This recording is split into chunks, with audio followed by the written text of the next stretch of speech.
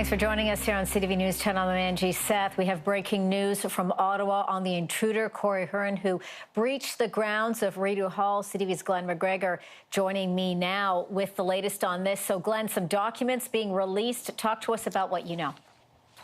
Yeah, this is a document called an information, basically a charge sheet that a investigating officer, in this case a RCMP corporal, lays against the accused. And it gives a little more detail about the firearms that he was carrying and also what specifically he was accused of doing. And we knew that he had been charged with uttering a threat. But until now, we didn't know to whom the threat was directed. Remember, he broke into, smashed through the gates at Rideau Hall, where both the Governor General live and also the Prime Minister, now temporarily, because he's not living at 24 Sussex. So charge 22, the final count of the 22 charges that were laid against Mr. Huron, I'm going to read from the sheet, that he did knowingly utter a threat to Prime Minister Justin Trudeau or convey a threat to Prime Minister Justin Trudeau that would basically threaten that he would cause death or bodily harm to the Prime Minister.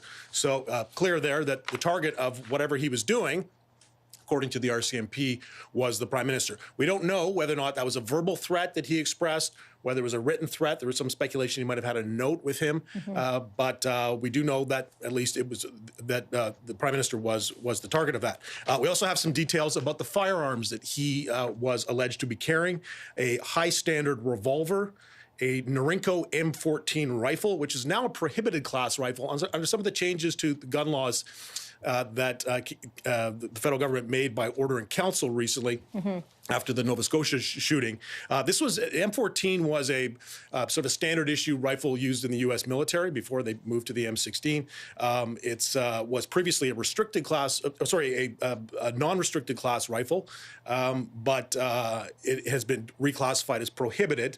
And most of the offenses relate to careless storage and transportation. There's very strict rules about how you can transport restricted and prohibited class firearms in this country. They can't have ammunition in them. Apparently, the firearms he was transporting and had with him at the time he was arrested were loaded. He also had, according to the RCMP, a high-capacity magazine, which is illegal in Canada.